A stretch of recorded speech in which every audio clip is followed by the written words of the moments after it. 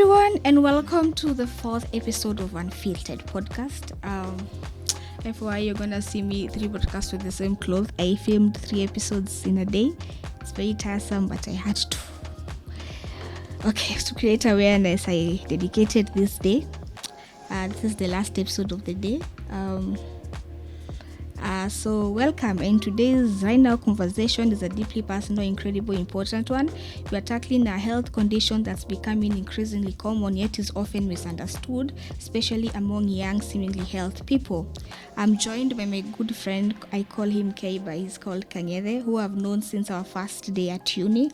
He'll explain himself, his profession, field, and as a graduate student, he'll explain which health chronic illness he has, and he's bravely agreed to share his journey to help demystify this condition. So welcome, Kay.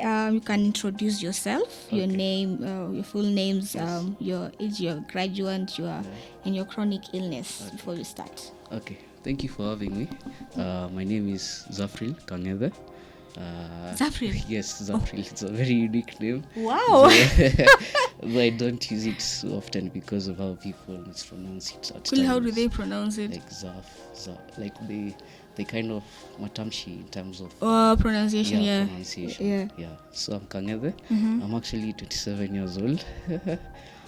Yes. I'm quite old, and also I did graduate from SIU in 2024. I studied with Marvel International Relations. And today I'm here to talk about insulin resistance. So yes, those are the chronic illness you have. Yes, and also hyperthyroidism. Yeah. If I can also talk about that. Yeah. Yes. Okay. Yes. Okay. Thanks for being open about this. So let's start from the beginning. In your own words, how would you explain in a way that's not in a doctor, with someone who can understand? Like the way I explain illnesses, when I say about autoimmune conditions, I say, like, you see those good cells, instead of fighting, they meet with the bad cells. Instead of fighting the bad cells, they fight each other. So I explain like that. So they fight, you know. So can you explain in your own words, how would you explain insulin resistance to your listeners and to who might never heard of it or who got confused by it? Okay. So insulin resistance is when the cells fall deaf. Like, for example, when your body starts producing sugar, and also that is the insulin, it's what regulates it, right? But for insulin resistance, there's the resistance part of it. So your insulin is resisting, like, bado itatoka, and also you're still producing sugar as well. So it's like there's no correlation between the insulin and the sugar of how it actually happens in the body, right? You get? Yeah. So in simple terms, it's just when the glucose, the body glucose is still produced, but also the insulin is also producing. Like, it's not interactive. Like, it doesn't understand that the glucose, or rather the levels of the blood glucose that is being produced is also maybe the insulin is supposed to reduce or increase it, right? So that's why it's called insulin resistance. So it's kind of different from diabetes. Diabetes ni ugonjwa shukari. Okay. So what led you to seek a diagnosis? Were there specific symptoms or signs that made you think something was off? Yes, I think one of the things that made me go to the doctor for that was feeling hungry all the time. And also there's that frequent urination, and also feeling a lot of thirst when you're taking water, and then you're taking it countless times. So it's like, not helping. What? And when you go through TikToks, or rather those videos of when you take frequent water, that means one thing, that you have diabetes. So that for me was the first signal to go to the doctor. Yes. So you were having constant fatigue? Yes, constant fatigue as well. I'd also say maybe the appearance of dark patches on my neck, also armpits, and also skin tags. As much as maybe it's like genetic, because my grandmother and father had, I think the appearance of it at an early stage was like, maybe I should also go seek help because it's one of the symptoms of insulin resistance. Yes. And did you used to get brain fog? Sorry? Did you used to get brain fog? Brain fog? Not really. Not really, yeah. No. Okay. Yeah. Walk us through the diagnosis process. Was this a simple blood test? What did the doctor tell you when they gave you the results? And what was your initial reaction? Yeah, so I went to an endocrinologist, and one of the things that they told me to test for is blood. Is it fasting sugar? That's the name, right? Yeah, that's the test that I did. And when it came back, they're like, you don't have pre-diabetes or diabetes, but you have something called insulin resistance. So this is the medication I'll give you. That is glucophage, vitamin D, and I can't remember the other one. But it was just 3 medications that I was supposed to take so that they can lower the insulin resistance. Yeah. Okay. Yes. So with the insulin resistance often requires significant lifestyle changes, I know. Yes. So what has been the biggest change you've had to make in your daily routine since your diagnosis when it comes to sleep, exercise, diet? And what's been the most challenging part of that change? And surprisingly, has any aspect been more positive than expected? Okay. So the most significant change that I had to make maybe was in terms of my diet and also in terms of exercising. I remember going for a lot of walks, just to at least reach 8,000 steps a day. And I didn't see like you've reduced. yeah, I have reduced. Yeah. Actually, my highest days it was on 130 kg. Right now I'm 115. So Yeah, I've seen. steadily going. Yeah, I've seen. Yes. So actually, from that doing exercise, I think that is how I was led to know that I had hyperthyroidism, because I remember going for one walks and I just started feeling like a muscle spasm up at the lower back. Yeah, tumesikia muscle spasms nyingi. Yeah, it was painful. So I remember I walked and was like, let me just stop for a bit. Those spasms are painful. They're by very the way. painful. Yeah. Me would be in my bed and like, Yes. So I remember walking, and then that time I fell down. I just ignored it. So I continued walking and I fell down. So my sister and one of the house managers, they came and helped me up. And so after that, I remember just trying to walk and having that muscle spasm again. So I remember at night, I just went to the loo, and then I fell down. I fell down with my back. So when I was seated down trying to move, because I remember reading that when you're paralyzed, your legs won't move.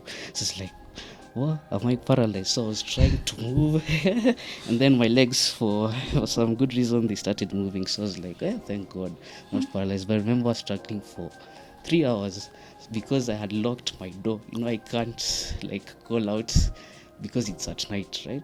So I remember I had to struggle, just crawl to the door so that I can open it and call for my mom and sister. They came and they lifted me up, and from then I remember having palpitations. So I went to the hospital, and I don't know, their blood pressure kuna venye inafika around 180. I was like, what? 180? Yes, that was really The lower or the upper? I can't remember. It was I think the upper one, but it was really high. Yeah, that's high. That was very high. Yeah, that was very high, yeah. So when I went to that hospital, they weren't sure what was wrong with me, but they took the palpitations and the pressure. It was really high, and I remember I was not also able to walk without the assistance of my sister. So from there, I moved to another hospital because I thought they were taking so much time trying to diagnose me. And I went to this other big hospital. I was diagnosed with that hyperthyroidism. Yes. And from there, I remember I took 1 month. I was just bedridden, I couldn't walk. Anything that I do, I had to receive help, even just, trying to wake up from my bed. Yeah, such a hassle. I get the bedridden stuff. Yes. The birth to diagnosis. Also, we have asked that. Yes.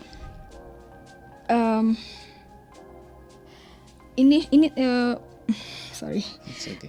Sorry, I'm so tired. We live in a very social culture, especially in our 20s, eating out, partying, spontaneous plans. Yes. How has this diagnosis affected your social life and your mental health? Like, explaining choices to friends, you can't take this, or dealing with unsolicited advice, feelings of anxiety or isolation, yeah. So for me, I'll talk about the insulin resistance really hasn't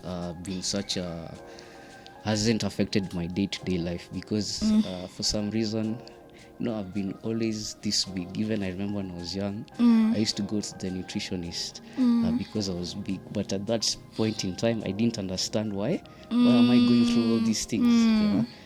But right now, I think the only thing that has really affected how I relate with people maybe is my hyperthyroidism. Because I remember there's a time I used to have to wear a belt. So I could not do normal functions like lifting something or like walking for long distances. Or even driving. That really affected how I socialize with people as well. But I remember going to an event just like 2 months after the diagnosis, and one of the things that I tried to do was walk towards where the stage is. And I remember going back, I had to ask someone to help me. At the back of my mind, maybe they were thinking I was drunk. But I wasn't. It's just that I needed that help. Yeah.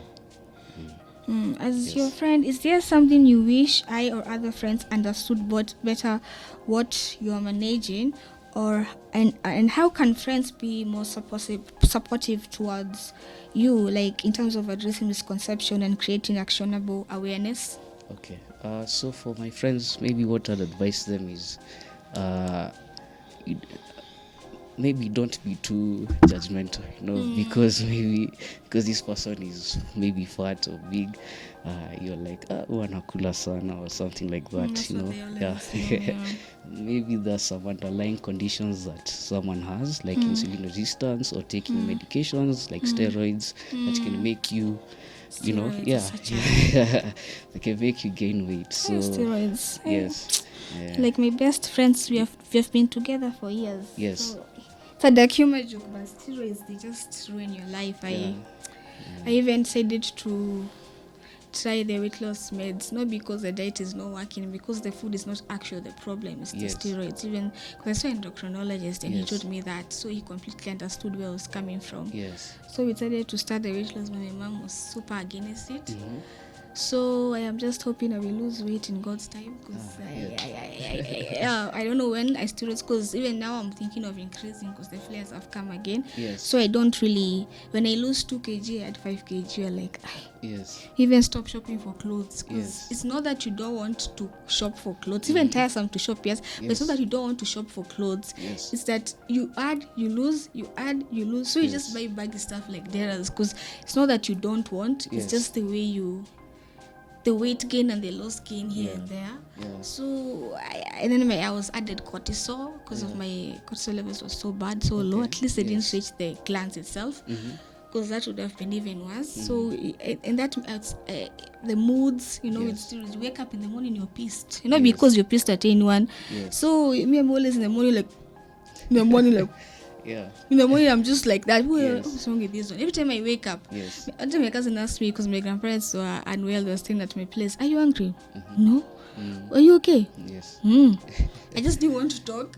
Another time, Juicy, because I have pre-cramps, which also makes me moody, as I think you know that, because I tell you that. So that day my uncle came with the wife. I was just quiet. I was just like, are you okay? You don't look happy. Like I'm giving attitude. It's not that I'm not even angry at them. I'm just moodless. I'm bored, and I feel like I'm pissed. I don't want to say. I may say something, it comes out badly, so I'm choosing to keep quiet. So I completely, the steroids, they come. I feel like they the steroids.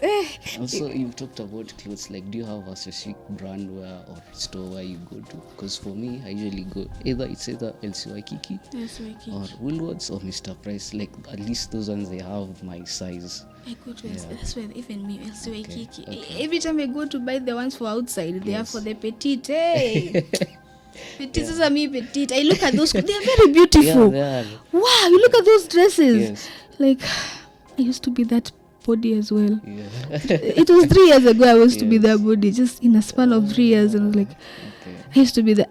Mine was like, because me, I'm a person who's, I would eat and not grow. But then, boom, these stories are like, we will show you. We will show you. Yes. So I look at those clothes that to die for. Like, yo, that dress is pretty, because I'm a fan of dresses. Yes. But you can't go, uko na size kubwa? Hapana. I stopped asking, because it's even a hassle walking all those places to those thrift shops, and then by the time you get the actual size, nitatafuta. But when you go to LC Waikiki, you just find it there. It's more pricey, but at least you find your clothes. And if you want to go dress, they give you a seat. So it's inclusive. You can find your sizes. At least this is the thrift shop for plus size, but now those they put a pricey, and then others they scam you, those things. So just to stick to where you're good at. Kiki, my mom wants to introduce me to Vivo. They should even back me up or something. I would like to buy dresses from there because I'm a very big fan of dresses. I'm a fan of dresses and shorts. Okay. Not like the long shorts. So like the mid shorts. So me, I like shorts and dresses. I hate skirts. And I hate trousers. Okay. So dresses and shorts, love them. Okay, that's nice. Yeah.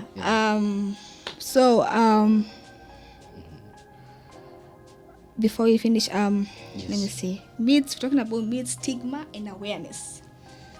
Let's break the stereotypes. There's a common myth that insulin resistant or pre-diabetes only affects older or overweight. You are active because you're able to do things before what do you want people to know about who this condition can affect? Because as you can see, it can affect, you don't need to be 35 or 40 or 50. You see, because you see if it was even found earlier, it could even be better. So what can you say about that in terms of breaking stereotypes? So just to break stereotypes, I think insulin resistance affects majorly everyone. It doesn't know your age, as in it's just something that I think doesn't click when it comes to the pancreas releasing insulin. So it doesn't necessarily have a certain age range. That's why even me as a Gen Z or someone who's a Gen Alpha can also get it. Even see, like, I was shocked to see that animals also get such type of diseases. You find like a cat has been diagnosed with asthma or diabetes, and like, what? A cat? Yes. How do you even test? Okay, I'm too black for this. How do you test a cat? Hey, me it's a dog. I can try with a dog because a cat has 9 lives to me. So I'm thinking, I feel like it's maybe when you are so into cats that you want to take it to the vet, the vet or something. I took my cat to the.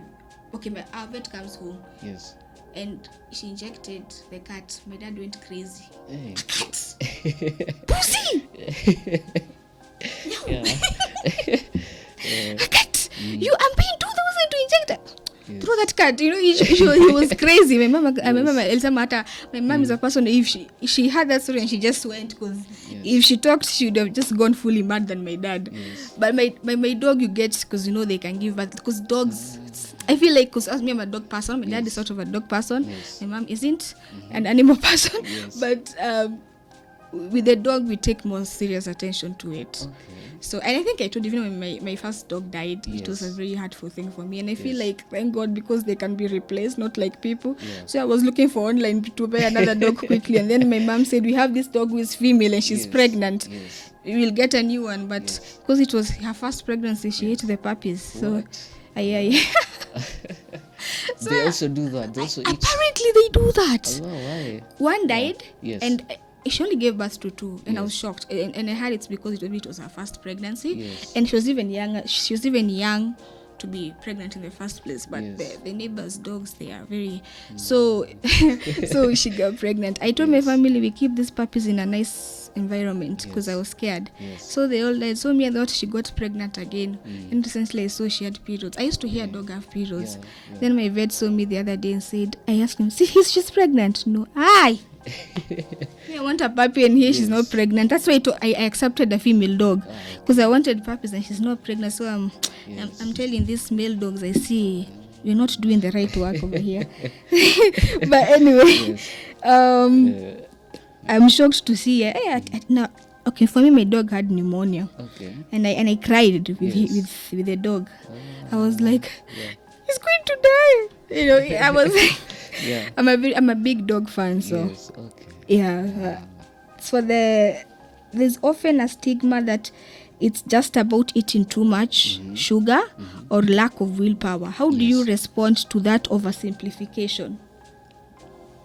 So I'd say that again, it's a problem of the pancreas producing insulin, but still you have the blood sugar levels that are still at maybe, let's say, higher than normal levels. So it's not necessarily just about overeating, or just again, it can be an underlying condition. Maybe I'm not the best person to talk about it because I'm not a doctor, but what I can say is just be kind to people. Don't be so judgmental at you because someone is fat or they have really bad eating habits or something like that. Just stop. Just try to, if someone tells you they have insulin resistance, don't start thinking, oh, it's because you take a lot of let's say sugary foods. No, but there could be something else that they're suffering from that you don't know. And just try to listen to this person. Yes. And the ending notes, how do you frame it's management, not cure? Okay. How do you frame this in your mind? Is it a daily management thing, like a new part of your identity, or something else? And beyond diet and exercise, are there tools or apps or specific biomarkers you track, or a supportive community online that have helped you? Those two questions. Okay. So when it comes to the online community, I'd say maybe when it comes to doing my own research, but I haven't really been part of an online community that struggles with insulin resistance.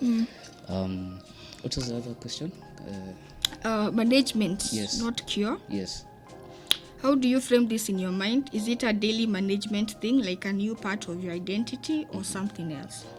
So for me, I don't think it's a new part of my identity because it's actually quite manageable because it hasn't reached the diabetes stage. So when you exercise, when you maybe take your medications as described by our endocrinologist, it becomes easier to manage, and also you can also stop it completely. Like it's not something that you continue, like it's not a chronic illness, let's say that. Yes. Oh, so it's not lifelong? Yes. No, it's not lifelong. Okay. Okay, that's very good. So you've been on steroids now, like prednisolone? No. No. Yes. Okay, that is good. That medicine, even when they go to hospital, that's the first thing they ask you. Are you on steroids? Oh, okay. I'm like, yes. Even feel special. Yes. Steroids, how many mg? 20? So they have to consider a lot of things. When I went to the endocrinologist, I was done some tests. Everything was, they brought the induced diabetes from the steroids. Okay. So it's not, I'm on medications for that. Yes. And it's not something I'm stopping anytime soon. Yes. So I just have to be on medications for that for like the next 6 months, and then I'll go back to him. Yes. I'm having an appointment in January. Okay. But the sugar thing is really pissing me off because now I'm sure for you must have something that makes you happy, because some different chronic illness patients have something that makes them happy. Yes. Others they read a book, others they watch, others they use. Yes. Others they do other things. Yes. So when it comes to me, I just take soda. I just take Pepsi or Sprite. I don't think you know that. So there's this I'm taking with ice cubes because the weather is really affecting me a lot. This weather is getting bipolar. It's rainy, it's cold, I'm in pain. It's hot, I'm in pain. I'm like, at night I'm opening the windows. Mosquitoes are biting me, but it's too hot. I'm going for ice cubes. Ice cubes have become my new thing. Even water, I'm just taking ice cubes, and then luckily I'm not getting any homa because the body is in heat. I'm sweating. So this weather I do not like it. So but I am you're sharing about the insulin. The first time you told me insulin, I actually thought it was diabetes at first, and that's what people get confused about. But thank you so much for explaining that. Sure, welcome. And a message to your younger self and others. If you could go back and talk to yourself in first year uni, or speak directly to another young person who has just been diagnosed with this insulin resistance, what would you tell them, and what gives you hope and motivation in managing this? Okay. Finally. I'll tell them it's not the end of life, because again, it's not diabetes, so you are at a safe stage.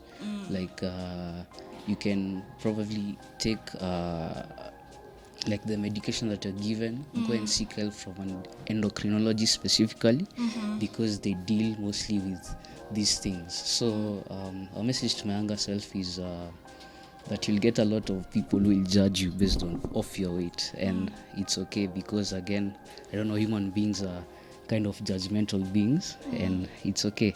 But what I like to tell you is, don't let the voices get into your head, because you know yourself. And one thing that I like to probably leave to the viewers is to tell them that it's good to be kind to others, because we rise by lifting others as well. So be kind to people. You don't know what underlying conditions are going through. And also just generally listen to what someone else is telling you. If they tell you they have a diagnosis, just listen to them. Don't go telling, oh, it's because of you eat a lot, or that's all. That's very good. Yes. You should listen to that. Yes. People be giving unsolicited advice that you do not need. Yes. The first thing is fine because the religious comes a lot, but other things are like, don't eat that, don't eat this. Release us. Yes. But thank you, Kay, you're for welcome. your incredible honesty and for educating all of us today, even me. Yes. Your journey is a powerful reminder that health conditions don't always look a certain way. Yes. And that listening to our bodies is the most important thing we can do. Yes. And to our listeners, if this resonates with you, you can share this episode and you can learn more about insulin resistance. To remember, this is to be educational, not just medical advice. So if you feel like you have any of these symptoms, just consult a doctor. And this has been a very good friend of mine. We've known each other since uni. I can say it's true when they say the uni friends, these are the ones you keep for life than high school. But we have connected, we have talked. Sometimes we go off, but we still come and talk. And like, it's a very good person, very good friend of mine. So I have much respect for him, and it's such an honor to see you here. And I think you have seen each other after a long time. It's a very long time. Yeah. So thank you so much for coming. Thank you. It was really a pleasure. God bless you. Take care of yourselves, and we'll till next time. This has been Unfiltered Podcast, and I'm your host, Marvel.